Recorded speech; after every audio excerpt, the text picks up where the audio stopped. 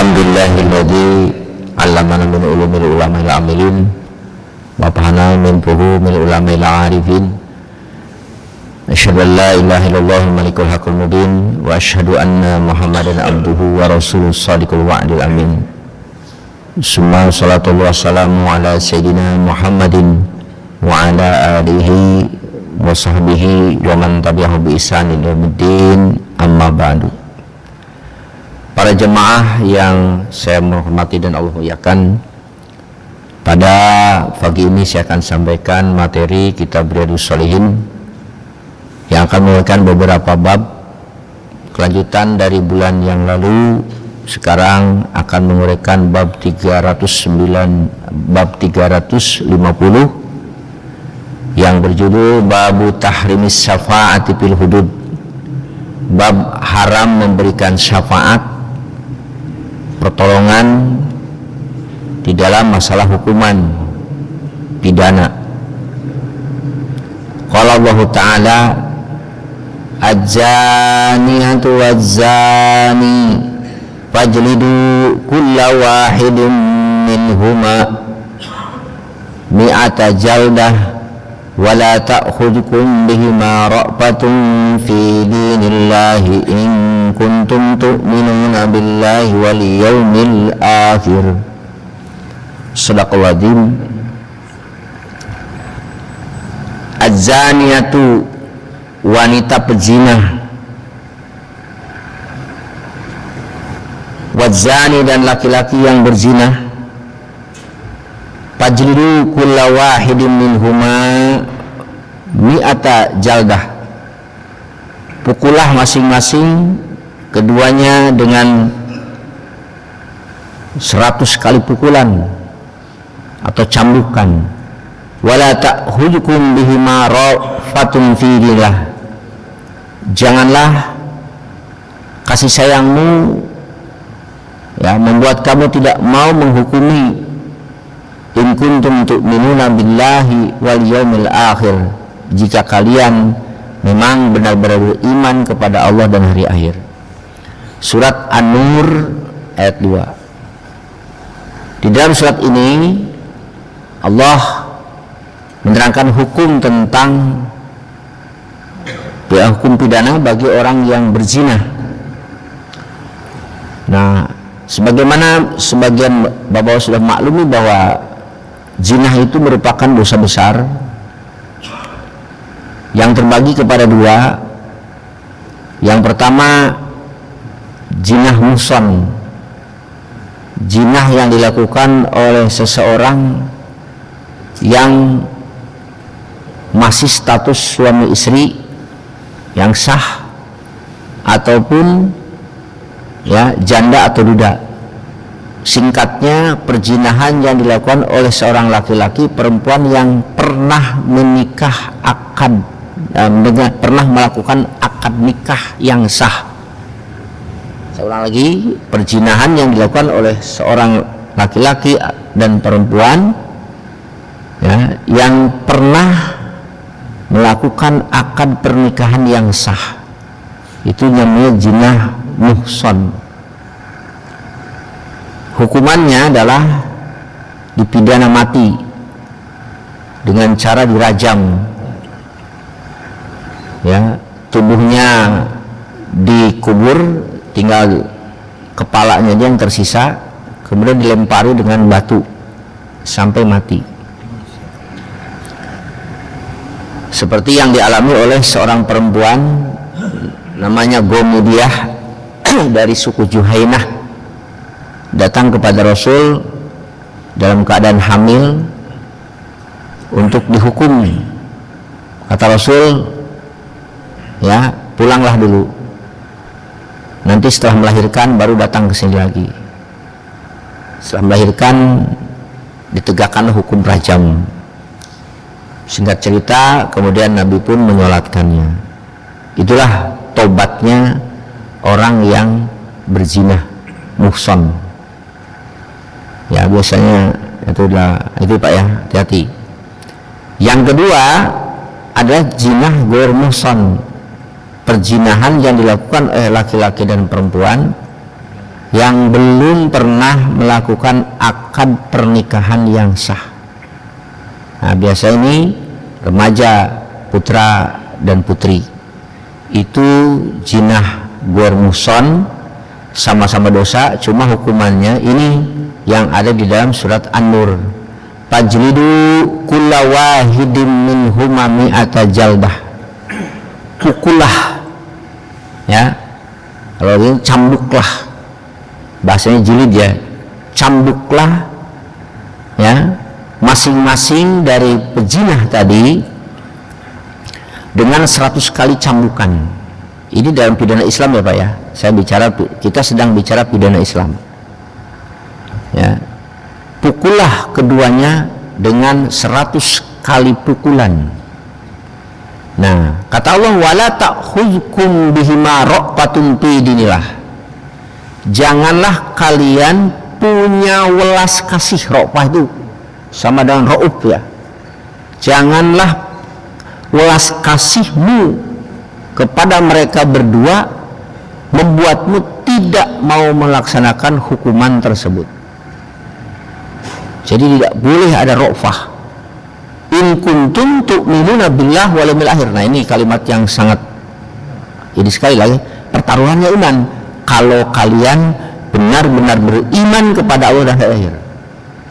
Kalau kalian benar-benar beriman kepada Allah dan hari akhir, kalian jangan punya welas kasih kepada mereka yang telah melakukan hubungan zina. Jangan. Itu taruhannya in kuntum tu'minun, kalau kalian beriman. Ya beda lagi kalau kalian tidak beriman, bisa jadi kalian tidak punya welas kasih dan akhirnya hukuman itu tidak dilaksanakan. Bapak sekalian, nah ada beberapa hal yang kita perlu ambil kesimpulan dari ini secara singkat. Menurut satu tafsir mengatakan bahwa iman mengharuskan seseorang bersikap teguh di dalam menjalankan agama. Al-iman yaqtadi sholabata fid din wal ijtihada fi iqamati ahkam. Iman itu yang kedua harus menjadikan seseorang itu sungguh-sungguh dalam menegakkan hukum Allah. Nah, di antaranya ini. Nah, Bapak sekalian, kita perlu ketahui dari sini yang kedua, bahwasanya ini ada rahasia. Kalau di dalam masalah perzinahan, Allah mendahulukan kalimat muannas, laki-laki, perempuan, az-zaniyatu waz-zani, perempuan yang berzinah dan laki-laki berzina. Tapi di dalam ayat ini, ayat mencuri, as-sariqu was-sariqatu, laki-laki yang mencuri dan perempuan yang mencuri. Jadi mendahulukan laki-laki dulu ya, kemudian perempuan. Apa rahasianya? Nah, Allah seorang ahli tafsir mengatakan kecenderungan berbuat zina itu adalah diakibatkan oleh perempuan.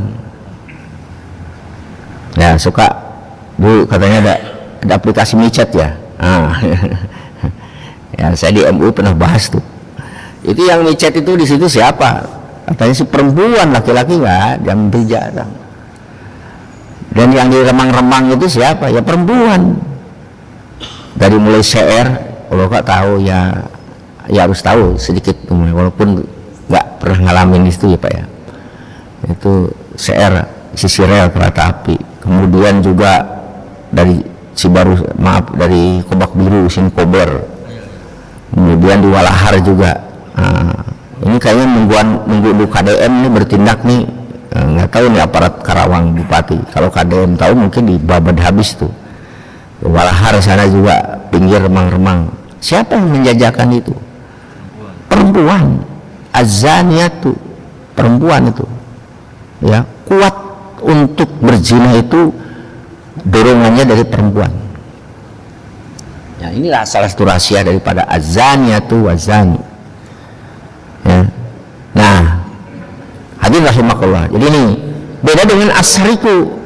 Kalau as-sariqu was-sariqu itu faktor aja, laki-laki yang mencuri dan perempuan yang mencuri, potonglah tangannya. Nah, ternyata rahasianya kecenderungan untuk culas, mencuri, ya, itu korupsi, mengurangi timbangan, takaran, dalam artian laki-laki lebih dominan untuk berbuat zalim dalam masalah urusan harta. Nah itu ya Pak ya, inilah salah satu hikmah daripada as-sariku, yang mencuri laki-laki didahulukan, sementara dalam perzinahan itu wazaniatu, perempuan. Nah itu ya. Nah di sini kita sedang membahas haram memberikan syafaat di dalam hukuman. Jadi kalau ada seseorang yang harus kena hukuman pidana karena kejahatan yang dilakukannya, kita tidak diperbolehkan berwelas kasih kepada mereka. Tidak boleh. Ya udah, jalani aja, itu resiko. Kamu yang menanam, kamu yang menabur, ya kamu juga memetik, gitu aja. Ya, atau dalam arti, oh saya nggak bisa, maaf. Ini hubungannya dengan Allah. Ya. Atau juga dengan hukuman yang berhubungan dengan manusia. Nah kita lihat sekarang ada sabda Nabi ini. Oleh Nabi dibuktikan bahwa Nabi tidak punya welas kasih ketika berhubungan dengan masalah hukuman. Dari Aisyah, anna Quraisyan ahammahu sya'nul mar'atil mahzumiyatil lati syaraqat. Orang Quraisy sedang resah. Nah, ini salah satu kasus wanita yang mencuri ya. Nah, tadi saya katakan dominasi laki-laki yang mencuri, tapi perempuan ada juga. Ada seorang perempuan dari suku Mahzumiyah. Mahzumiyah itu orang-orang yang boleh katakanlah bangsawan. Jadi orang Quraisy sedang resah dengan tertangkapnya seorang perempuan bangsawan yang telah mencuri. Nah, mereka tidak ingin menegakkan hukum potong tangan karena yang mencuri seorang perempuan bangsawan. Gimana nih kalau kita tegakkan hukum potong tangan, nanti kita kena imbas, keluarga kita bisa terancam, keluarga kita bisa terancam, terbunuh dan sebagainya lah. Iya ya, kalau tidak kita melanggar aturan Allah. Terus gimana tuh? Coba kita datang kepada Rasul. Saya nggak berani. Kamu nggak berani. Semua nggak berani. Mayyukallimu biha Rasulullah. Coba siapa yang mau bicara kepada Rasul agar Rasul mengurungkan hukuman potong tangan? Maqalu wa may yazdari alaihi ila Usama bin Zaid. Kita nggak berani, kamu nggak berani. Ya, sepertinya yang paling berani bicara dari Rasul Usama bin Zaid. Coba Usama suruh bicara kepada Rasul. Ada nggak keringanan untuk perempuan ini? Karena lihat statusnya sebagai bangsawan. Ya, hibur Rasul salam. Pakallamahu Usama. Lalu Usama bicara kepada Rasul bahwasanya ada seorang perempuan bangsawan telah mencuri. Ya, kalau bisa ya Rasulullah tidak dipotong tangannya. Langsung Rasul, atas paupi haddin min hududillah. Apakah kau mau memberikan syafaat di dalam hukuman pidana Allah? Summa qoma, lalu Rasul berdiri. Wahtatoba, lalu beliau berkhutbah. Dan beliau pun bersabda lagi, innama ahlakal ladina qablakum, sesungguhnya binasanya orang-orang sebelum kalian, annahum kanu idza saraqu fi musyarib tarakuhu. Yang menyebabkan binasanya umat dahulu adalah ketika ada orang bangsawan, orang yang status sosialnya tinggi, melakukan hukuman, melakukan pelanggaran pidana seperti mencuri, taroku, mereka tidak mau menghukuminya. Tapi wa idza saraqa fi mudhaif, ketika ada orang lemah mencuri, aqamul had, hukum pun ditegakkan kepadanya. Wa ayyullah, demi Allah aku bersumpah, lau anna Fatimah binta Muhammadin saraqat laqata'tu yadaha, demi kalau Fatimah putri Muhammad mencuri akan kupotong tangannya. Hadis riwayat Bukhari Muslim. Nah, para hadirin rahimakumullah, di dalam riwayat hadis ini ya, kita dapat bisa mengambil beberapa pelajaran. Yang pertama adalah tidak diperkenankan memberikan syafaat, pertolongan kepada seseorang yang melanggar aturan Allah, ya. Nah, ini kemudian ya, dari sini juga kita bisa mengetahui bahwasanya perempuan dan laki-laki sama saja hukumannya. Seperti tadi, zina juga sama hukumannya, ya.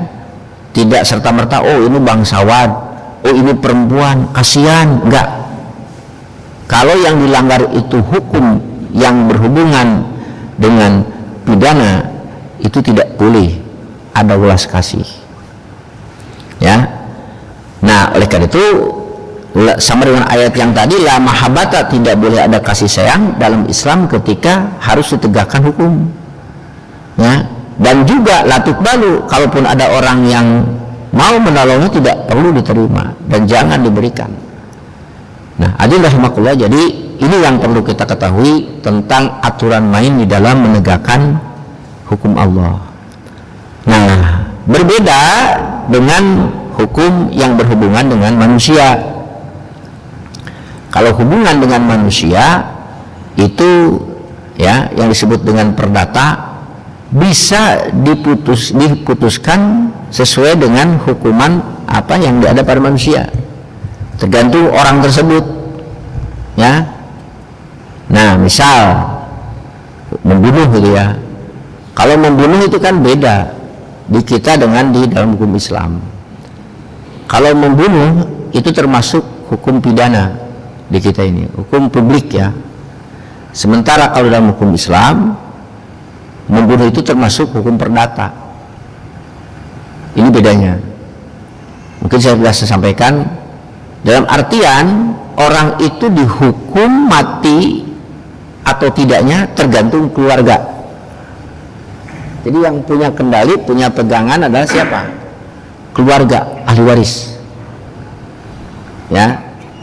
Sebagaimana di Quran dikatakan, ya, kutiba alaikumul qisasu fil qatla al khurru bil khurri wal abdu bil abdi wal abdu bil abdi paman ufiya lahu min akhihi syai'un fattiba'un bil ma'rufi wa daun ilaihi bi ihsan dzalika tahqiqu mir rabbikum, ya. Nah, di sini kalau dalam hukum pidana yang berhubungan dengan hakul adami itu bisa dinego kepada orang tersebut, ya. Makanya ada beberapa orang TKW atau TK Indonesia yang tidak jadi dihukum kisos di Saudi Arabia. Kenapa? Karena nego pemerintah Saudi Arabia kepada ahli waris untuk tidak menghukumnya, dan itu berhasil, ya. Dari kisos turun ke level apa? Level diat. Diat itu membayar 100 ekor unta, ya. Nah, dari diat bisa turun lagi sampai memaafkan. Paman ufiya lahu min akhihi fattiba'un bil ma'ruf.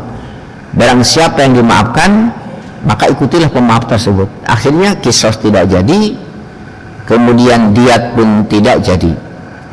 Terus gimana? Ya bebas sudah, ya. Jadi tidak ada hukuman bagi mereka. Ada satu hikmah, efek yang besar sekali, tidak ada dendam dari si ahli waris kepada si pembunuh tadi, ya, tidak dendam. Nah, ini salah satu efeknya.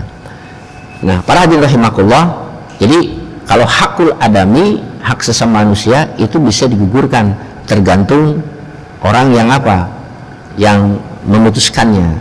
Ya, kalau hakullah seperti zina, ya, kemudian mencuri, terus apalagi mabuk, ya, nah, itu termasuk dalam kategori hududullah, itu tidak boleh dinego, gak bisa, tetap harus ditegakkan. Ya, nah, ada hakul adami yaitu tadi, ya, seperti membunuh. Kemudian ada lagi satu menuding zina, ya, itu menuding zina juga tergantung kepada siapa, orang yang ditudingnya. Kalau minta dihukum, hukum, kalau tidak ya tidak, ya. Nah, kemudian kita beralih kepada bab berikutnya. Sebelumnya ya, bagaimana keadaan hukum Indonesia? Ya, seperti Bapak ketahui lah, ada istilah KUHP, kasih uang habis perkara. Gitu, kira-kira begitu saya. Kalau KUHP kan kitab undang-undang hukum pidana, tapi yang berlaku sekarang KUHP, kasih uang habis perkara. Pasal tinggal tergantung berapa harganya pasal. Pasal ini segini, pasal ini segini, pasal ini. Aduh, berat juga, udahlah pasal ini aja lah 3 bulan. Oke, tapi 500 juta gitu. Bukan di sini, tetapi nggak tahu di mana ya. Ya, dikit-dikit lah orang hukum tahu lah gitu. Sama-sama tahu gitu. Tapi saya alhamdulillah nggak jadi lawyer, Pak, nggak jadi jaksa, cuma sekedar tahu aja hukum gitu ya. Ya. Kemudian kita beralih kepada bab berikutnya, babun nahyi anit tawawud fit tariqin nas, bab larangan buang hajat besar di jalan yang dilalui orang banyak ataupun di tempat yang dipakai untuk bernaung, dan juga larangan buang hajat besar di tempat sumber air. Ini satu bab saja. An Abi Hurairah radhiyallahu anhu anna Rasulullah sallallahu qala ittaqulla inaini, takutlah akan dua yang dilaknat. Qul wa man la'inani wa man la'inani, apa itu la'inan? Kata Rasul, alladzi yatakhallaqu tariqin nas, orang yang buang hajat di tempat, ya, yang dilalui orang banyak ataupun di tempat, ya, bernaungnya orang banyak. Nah, para hadirin rahimakumullah, baginda Nabi di sini mengatakan ittaqul la'inain, ya, jagalah, hati-hatilah terhadap dua hal yang bisa menarik datangnya laknat, ya, dari orang, kutukan dari orang, hingga orang sumpah serapah kepada orang yang melakukannya. Siapa itu? Kata Rasul, orang yang akan mendapatkan laknat itu orang yang buang hajat, satu, di jalan yang dilalui orang banyak, yang kedua di tempat bernaung.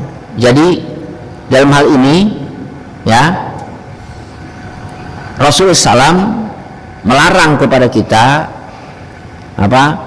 Pertama, secara umum menyakiti orang muslim, gak boleh menyakiti, gak boleh mengganggu orang muslim. Nah, di antara yang mengganggu orang muslim itu adalah buang hajat di jalan, dalam artian bukannya jalan, di tempat orang banyak berada di situ. Mana? Jalan raya, ya, atau jalan gang yang dilalui orang, tempat orang berteduh, tempat orang berkumpul, di antaranya pos ronda.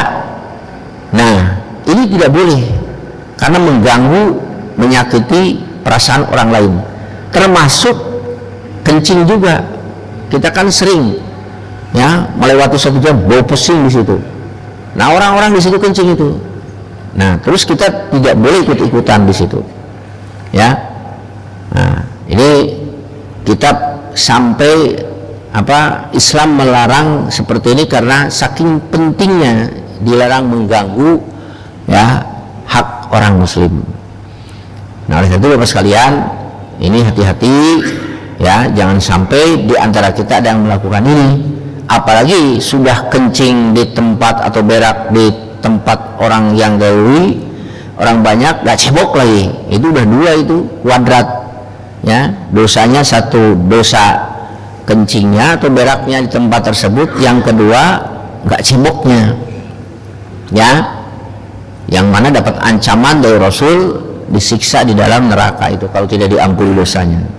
Ini kemudian berikutnya adalah babun nahyi anil baul wa nahwi fil ma'irokid, larangan kencing di air yang tidak mengalir ya. Dari Jabir radhiyallahu anna Rasulullah SAW naha ayyubala fil ma'irokid, Rasul melarang ya kencing di air yang menggenang atau tidak mengalir ya. Nah, ini hadirin rahimakumullah, hati-hati. Jadi hadis ini melarang kencing di air yang tidak mengalir walaupun airnya banyak ya, walaupun banyak, baik itu milik sendiri ataupun milik orang lain gitu ya. Bahkan kalau milik orang lain sampai orang lain terganggu, misalnya nih di kolam renang kencing ya, itu walaupun airnya banyak nggak boleh kencing di kolam renang. Memang sih tidak menjadikan najis ya, kan airnya banyak ya, lebih dari 2 kulah ya, tidak menjadikan najis, tapi tetap mengganggu orang. Apalagi sampai buang hajat atau berak di kolam renang, itu membahaya sangat mengganggu orang sekali ya. Ya sekali lagi ya, ini tidak diperkenankan. Misalnya lagi Bapak punya kolam ikan, supaya kebetulan nih saya tadi habis makan daging kurban nih air kencingnya masih bau kambing nih. Nah, supaya ikannya seger, dapat vitamin, kencinglah di kolam ikan yang ada depan rumah. Nggak boleh itu ya. Nah, kemudian berikutnya adalah bab karohati tabdil walid ala ba'di auli, bab makruh orang tua ya tidak adil dalam pemberian kepada anak-anaknya. Nah, ini kalau kita punya anak banyak, 1 atau 2, dalam hal memberi kepada mereka harus adil dan harus bijaksana. Dari Nu'man bin Bashir radhiyallahu anhu, anna abahu atabihi Rasulullah SAW, bapaknya Nu'man mendatangi Rasul, lalu dia berkata, ini nahatubni haja gulaman kanali, kata Nu'man itu, sesungguhnya aku ini telah memberi kepada anakku haja ini gulaman makanali. Faqala Rasulullah SAW, aku lawalabika nahal tau mislah haja, apakah kau memberikan ini? Nah, ini ya sama dengan kepada anak-anakmu yang lain? Dijawab oleh Nu'man, la, tidak. Faqala Rasulullah SAW, irji, kembali kamu ya. Dalam riwayat lain, apakah engkau memberikan ini sama kepada anak-anakmu semuanya? Riwayat lain mengatakan tidak. Kalau begitu, ittaqullah, takutlah kau kepada Allah. Ajab Allah, wa'adilu fi auladikum, berlakulah adil kepada anak-anak kalian. Paroja abi, kemudian bapakku, kata Nu'man, kembali lagi ke rumah, lalu beliau membagikan sedekah kepada anak-anaknya secara merata. Nah, para hadirin rahimakumullah, ini kita diperintahkan oleh Rasul untuk berlaku adil dan bijaksana kepada anak-anak kita ya. Kalau kita memberi kepada anak-anak kita, tidak ada perbedaan laki-laki dan perempuan secara umum dulu Pak ya. Laki-laki dan perempuan sama. Misal kita diberikan rezeki oleh Allah banyak. Nah, laki-laki dan perempuan sama. Misalnya ini diberikan tanah, ini juga tanah, dibikinkan rumah, samakan mereka semua. Antara laki-laki dan perempuan nilainya, andai kata tanah dan rumah 1M, ini juga 1M, ini 1M. Ya, itu di dalam masalah pemberian. Nah, beda di dalam masalah waris. Nah, waris tetap harus diberlakukan hukum yusikumullahu fi auladikum lidzakari mislu hadil unsayain. Harus diberlakukan hukum waris terlebih dahulu. Laki-laki dengan perempuan beda. Ya. Nah, para hadirin rahimakumullah, nah ini Islam memerintahkan kepada kita berlaku adil di dalam masalah pemberian tadi. Dan juga di dalam waris juga sebenarnya adil juga. Yang menganggap tidak adil itu adalah ketika seseorang itu punya pikirannya tamak, rakus. Itu orang punya pikiran seperti itu pasti akan menganggap itu tidak adil. Padahal kalau dilihat secara secara mendalam, waris itu sangat adil sekali. Ya, karena Allah sendiri yang membuatnya dan tahu sendiri Allah bagaimana akibatnya. Ya, misalnya laki-laki dapat 2, perempuan dapat 1.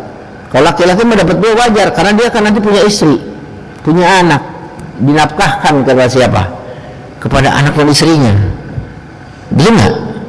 Kalau perempuan kan nggak wajib menafkahi anak, nggak wajib menafkahi istri, ya, suami. Dia memiliki sendiri,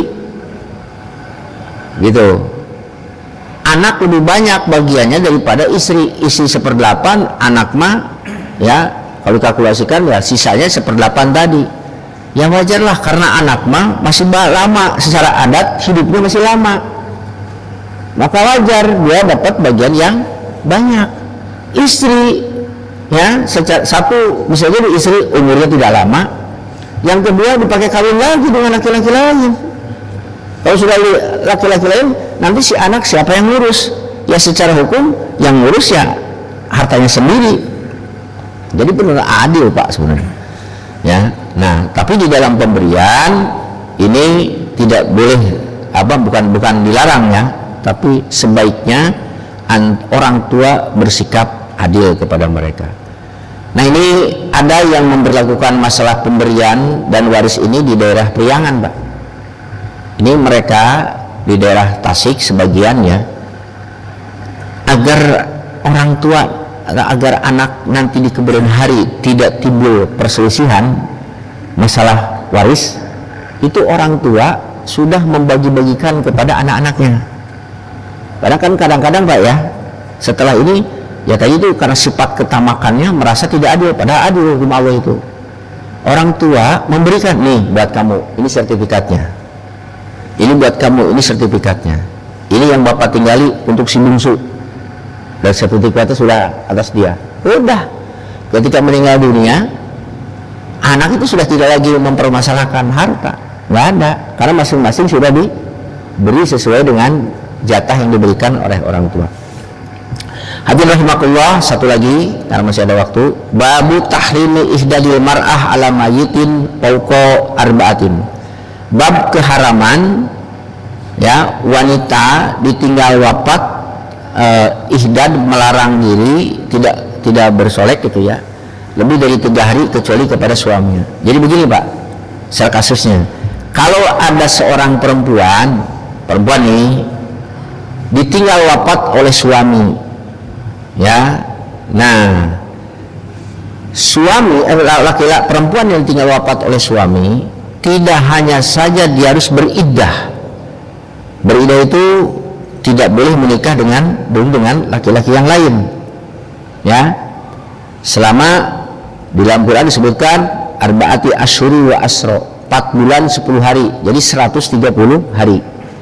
Nah selama 130 hari dia berada dalam masa iddah. Masa iddah itu masa menanti ya untuk menikah dengan laki-laki lain. Nah di samping perempuan itu tidak boleh menikah dengan wanita laki-laki yang lain, dia juga diharuskan berihdad. Berihdad itu apa? Tidak bersolek, tidak menggunakan pakaian yang bagus, tidak keluar dari rumah kecuali hanya untuk kebutuhan yang urgen seperti membeli makan, membeli minuman. Setelah itu masuk lagi, ya. Nah, ini yang harus diketahui oleh para perempuan janda-janda yang ditinggal wafat oleh siapa? Oleh suaminya. Kata Nabi, la yahillu limra'atin, tidak halal bagi perempuan yang beriman. Coba, tidak halal bagi perempuan yang beriman kepada Allah dan hari akhir, antuhidda fi mayyitin, ya, mengekang dirinya atas mayit lebih dari 3 hari, ila ala zaujin, kecuali kepada suaminya, arba'ata ashuri wa asra, yaitu selama 4 bulan 10 hari. Ya, selama 14 hari udah diam aja di rumah, ya, itu, ya. Nah, tidak boleh menggunakan minyak wangi, bersolek dan sebagainya. Itu disebut dengan ihdad. Tapi sekarang kan lain lagi, ditinggal suami ada yang alhamdulillah gitu ya, bisa bebas, ya. Nah, gitu. Ini perlu diketahui oleh kita semua dan beritahukan kepada wanita-wanita yang ditinggal wafat oleh suaminya, bukan hanya beriddah 130 hari dia, tetapi juga selama itu tidak diperkenankan untuk melakukan kegiatan, ya, di luar. Itu harus tetap berada di rumah, kecuali dalam hal yang masalah urgen tadi. Bapak Ibu sekalian, demikianlah yang dapat saya sampaikan, karena waktu sudah menunjukkan jam 6:04. Saya tutup dengan wallahu muwaffiq wal muwaffiq. Wassalamualaikum warahmatullahi wabarakatuh. Baik, jemaah masih ada Jambe yang dijelaskan tadi masalah-masalah berzina. Mungkin dari bapak-bapak ada yang ingin mengetahui lebih dalam lagi, kami persilakan untuk bertanya.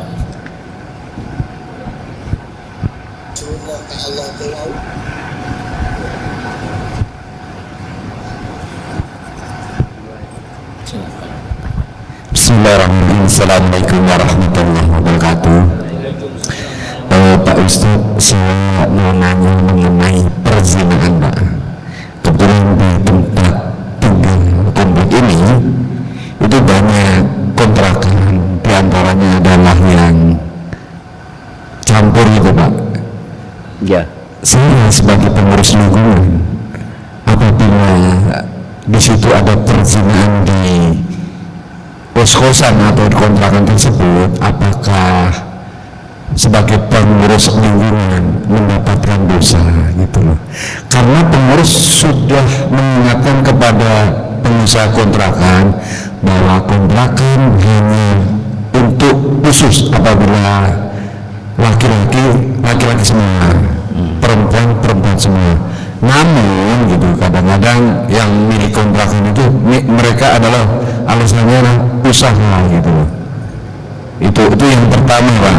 Apakah kita apakah itu menanggung dosa apabila di situ ada perzinahan?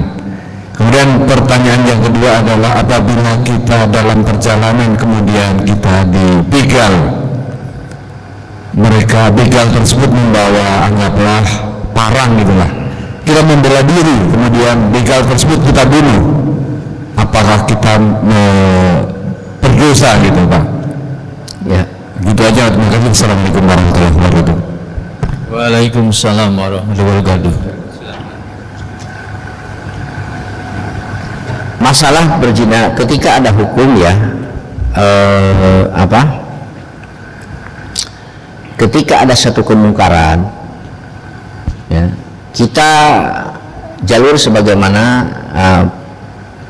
man ra'a minkum munkaran falyughayyir biyadih fa illam yastati fa bilisani. Yad itu urusan pemerintah, lisan kita.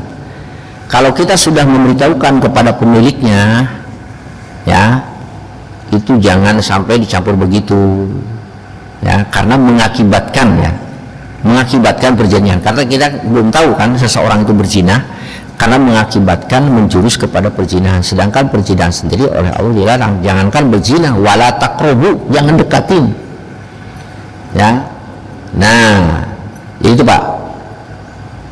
Jadi kita sudah gugur kewajiban nahyil munkar, mencegah kepada melalui satu melalui perkontrakan. Kalau kita betul-betul melihat ya, itu tidak perlu ada izin lagi dari siapa, dari si pemilik, langsung kita ya melakukan nahyul munkar kepada orang yang berbuat munkar.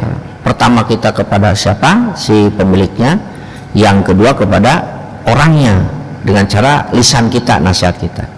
Kita tidak boleh melakukan perbuatan anarkis dengan cara berbuat yang ini ya kasar kepada anarkis kepada mereka. Nah, kalau itu sudah dilakukan kepada siapa? Kepada si pemiliknya, ya kita sudah nahyul munkar, sudah gugur. Indama alaikal balag, sudah menyampaikan, cukup saja. Ya, nanti dosanya ditanggung. Kalau dia tahu bahwa itu merupakan perzinahan, dosa dia mikul. Bukan hanya orang yang berzinanya, kalau tahu dia berzina tapi dibiarkan berzina, dia siap menanggung dosanya itu. Ya. Nah, kemudian masalah apa? Masalah bela diri apa ya?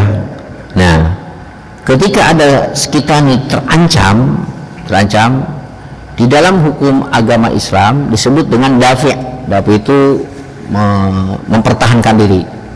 Nah, mempertahankan diri ini ya berlaku untuk diri sendiri dan juga untuk keluarga. Kalau kita dalam keadaan terdesak, pertama ya dengan mauizah dulu, nasihat dulu. Kalau tidak, kita lari. Kalau tidak, akan mengancam, kita diperbolehkan untuk mempertahankan diri, sekalipun itu harus membunuh dia. Ya, termasuk nih kalau kita punya istri, ada istri perempuan lah, istri, anak mau diperkosa, kita berusaha melarangnya, tapi dia tetap sampai kita menusuknya dengan membunuhnya, itu dalam hukum Allah tidak berdosa karena sifatnya pembelaan ya kepada orang tersebut. Nah, juga di dalam KUHP pasal 49 ini disebut dengan keterpaksaan itu diperbolehkan ya. Barang siapa melakukan perbuatan pembelaan terpaksa ya, itu tidak dipidana ketika seseorang itu mempertahankan diri, tidak dipidana. Namun di sini tentu nanti si pihak penyidik harus mengetahui mana unsur atau mempertahankan dirinya. Seperti pernah terjadi Pak ya, sedikit tambahan di flyover Sumarekon itu dulu ada santri dari Madura ya, dihadang oleh begal, kemudian melawan ya, si pembegal itu buat celurit ya, orang Madura sudah bisa santri bisa bela diri, akhirnya si pembegal itu yang satu mati, yang satu sakit parah. Nah, itu kemudian ditangkap oleh polisi, dan nggak boleh polisi justru dikasih hadiah, dibebaskan, dikasih hadiah, karena tujuannya apa? Untuk membela diri sesuai dengan pasal 49. Itu boleh Pak ya, itu barangkali. Baik, masih ada yang ingin bertanya? Bapak Haji Wahid duluan Pak. Assalamualaikum warahmatullahi wabarakatuh. Pak Kiai, mohon untuk bertanya Pak Kiai. Ini menyangkut masalah belas kasih, apakah ini disamakan halnya dengan remisi ya? Biasa kan tiap tanggal 17 Agustus itu pemerintah mengeluarkan remisi bagi penjahat-penjahat, baik itu koruptor, pembunuh maupun yang berkelakuan baik katanya. Nah, bagaimana hukumnya menurut Islam hal seperti ini? Apakah kalau memang pemerintah itu memberikan remisi, pengurangan atau belas kasih gitu dari masa misalnya hukuman seumur hidup jadi dikurangi gitu. Nah, ini perbuatan pemerintah seperti ini itu menurut Islam apakah dianggap berdosa? Nah, sehingga mengakibatkan salah satunya adalah macam kejadian-kejadian buruk yang terjadi di Indonesia seperti ini, misalnya bencana alam ataupun apa yang membiarkan orang berbuat jahat, nah sehingga Allah memberikan hukuman atau azab seperti itu. Pak Kiai, demikian ya. Terima kasih. Assalamualaikum warahmatullahi wabarakatuh.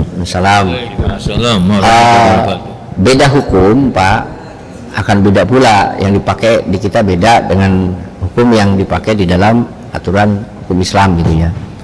Nah, tadi kembali lagi, kalau hubungan itu berhubungan dengan apa? Berhubungan dengan hududullah, ya, hak-hak Allah, ya, itu kan tidak bisa, jangan memberikan ini, ya. Di kita sudah beda, pembagiannya sudah beda, ya. Membunuh masuknya ke dalam hukum pidana, kalau dalam Islam hukumnya masuknya ke dalam hukuman perdata. Jadi ketika orang tersebut memaafkan nggak jadi masalah, nah memaafkan itu. Nah sekarang di kita sudah beda aturannya, maka akan berbeda pula, ya. Nah oleh karena itu kalau ini termasuk ke dalam pidana seperti tadi, ya, potong hukum mencuri itu, ya, kemudian diberikan remisi, ya, karena turunannya hukuman dari sana beda, ya beda lagi. Nah bagaimana dengan adanya kejadian remisi seperti itu, ya, tidak bisa dikaitkan secara otomatis dengan bencana yang terjadi gitu, ya. Ya, itu bencana itu bisa jadi dengan hal-hal yang lain. Jadi kita tidak langsung ngomong, oh ini gara-gara ini jadi gini. Ya memang ada, tapi tidak selalu identik dengan hal yang seperti itu, ya. Jadi tergantung ke dalam aturan, karena hukumnya beda maka akan beda pula hasilnya, ya. Bagi orang yang perlu kita cermati sekarang adalah orang-orang yang menyuap hukum tersebut. Nah itu jelas itu berdosa kepada yang menyuap sekali dan orang yang menerima suap. Tapi karena kelihatan ketika seseorang ini orang tambah baik, bahkan jadi ustadz lagi, ya, karena tidak bisa ngaji dia bisa ngaji gitu, ya, itu lebih bagus lagi, dia diberikan keringanan-keringanan. Karena tujuan hukum itu kan awalnya bukan untuk ini, untuk menyiksa, tetapi untuk memberikan efek jerah, gitu. Jadi gitu Pak, barangkali kurang lebih jawaban dari saya, karena waktu sudah habis. Wallahul muwaffiq. Assalamualaikum warahmatullahi wabarakatuh.